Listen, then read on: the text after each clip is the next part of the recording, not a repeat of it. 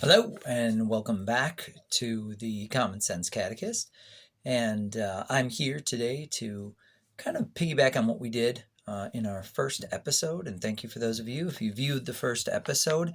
Again, this is a channel talks about things that I'm passionate about as a teacher for the past 27 years. Catechism, again, for me is that knowledge, that sensia. But we can't have that knowledge without the Lord. And because I've been in public schools, I haven't been able to truly teach the way that I want to teach. And so I'm hoping through this channel to actually give that outlet, because nothing can be separated from Christ, since all things come from him. Speaking of that, one of the controversies, of course, I have to deal with each and every day, especially as an English teacher, is what do we have our students read? In our previous installment, talked about storytelling and making our story, and we talked about the 4 C's that make great story writing for you students, but also the stories that we can make in our own lives. And this all came from a great book that I highly recommend, especially homeschool students. I've been homeschooling my children for about 20 about 20 years now. And as a matter of fact, I'm in my homeschool room that we have. And of course, it's summertime, so it's not being used for that. But it's hard to find curriculum. And of course, it's incredibly hard for me to balance sometimes in the public school system, especially with the onslaught of absolutely detestable books. And I can downright call them pornography, because that's what they are. However, others don't agree, and I feel if we can't even agree on what is considered decent or pornography, we're in deep trouble. And because of this, I just wanted to give you a recommendation. One of the books that I've been teaching, I think is just a wonderful book, is called Growing an Inch, and it's by Stanley Gordon West. I came across this book a number of years ago when we were looking for a Minnesota writer, because here I am in the red state, I should say, the unfortunately not red state, but in a different way, red state of Minnesota. And I found this book, and it was just captivating. It's one of those stories that's wholesome. It transports us back to late 1940s, early 50s, after the war, a time when that greatest generation really showed how great they were. And it chronicles the story of a guy named Donnie Cunningham. And what I love about it is the beginning just grabs you. I'm hiding in an old furnace, he says. I'd been careless. Walking out to the alley with the garbage, I started believing the killer wouldn't risk coming back. With those lines, we wonder, why are you hiding in the cellar? How did you get here? Now, the book then becomes what we call in media res. In media res is Latin for in the middle. It starts in the middle. So we're going to do a flashback, and that flashback is going to take us and go through that cause and effect. Remember we were talking about yesterday, how do we connect the dots? We don't connect the dots forward, we connect them back. So here he is at the end going, okay, let me tell you how I got here, and putting together those dots. And what we find out is Donnie Cunningham, our main character, is living. He's the oldest of 4 children, and his father is a widower. His mother has died. We don't know exactly how. And Donnie is a little bit different for a senior in high school, because he's 4'11", and he hasn't grown an inch since 3 years earlier. As you go through the novel, you're going to find many different stories in it, and it's amalgamation of these stories, and they're wonderful. It is wholesome, it is heroic, and it just envelops those family values that we've lost. And it's interesting because in the story, Donnie goes on a quest to keep his family together, and when the welfare assistant, Miss Boomray, comes and takes him away and sends him to a foster home in western Minnesota, he goes out on his quest to bring his family together.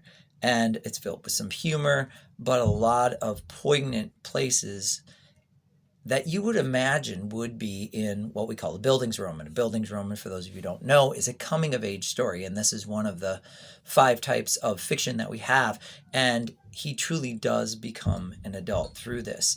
And I know it's so hard to find stories that are wholesome and good, but Growing an Inch by Stanley Gordon West is one of them.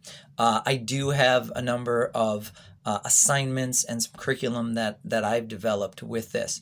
I can't think of anybody else who is doing this book, but it's a great hearkening back to yesteryears in those early 50s, where family was so important, where the idea of caring about one another despite our own problems and situations really calls us to kind of reevaluate the true selfishness that we have. I mean, I see that through so many of the selections these days and how selfish these people are. I just want to be happy. I just want to feel good.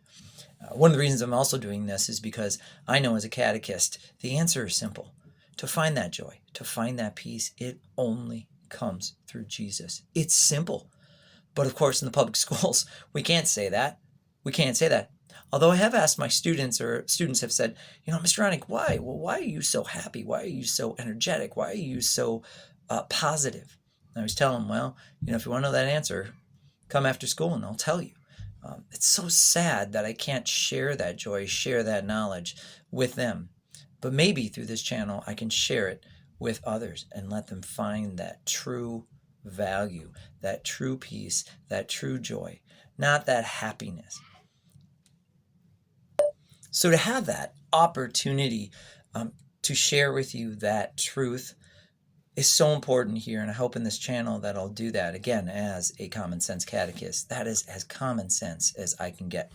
Going back to this novel, it winds its way through. We find out why he hasn't grown an inch, and one of the things he does is he goes to confession almost every Saturday, and he starts and he says, "Bless me, Father, for I have sinned." And that's all we get until eventually in the novel we find out why.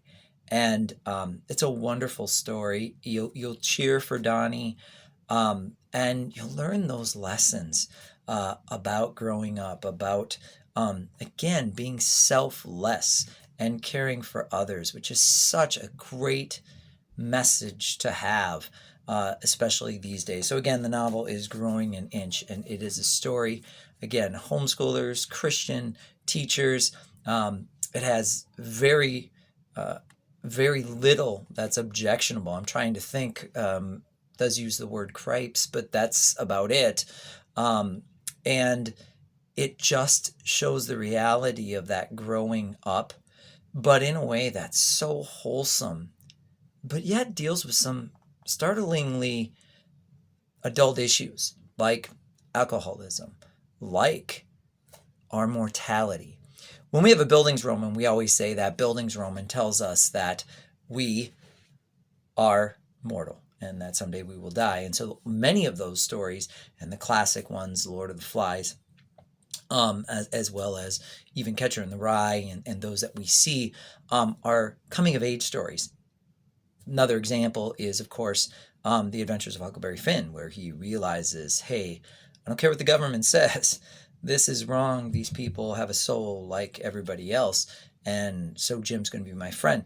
Those Bildungsromans really come across in the idea that we are mortal, and someday we will die, and someday we will be completely forgotten. But that realization is also huge in this as well. And so he has to deal with the death of his mother, has to deal with the loss of his loved ones. But again, a book that's filled with laughter, filled with excitement. You'll cheer for him, you'll cry with him.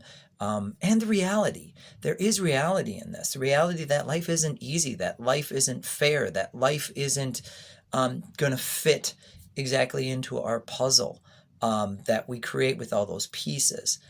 And that's what makes it so wholesome and so good. So again, my recommendation, and I think I'll have a link here or some information if you want to get a hold of me.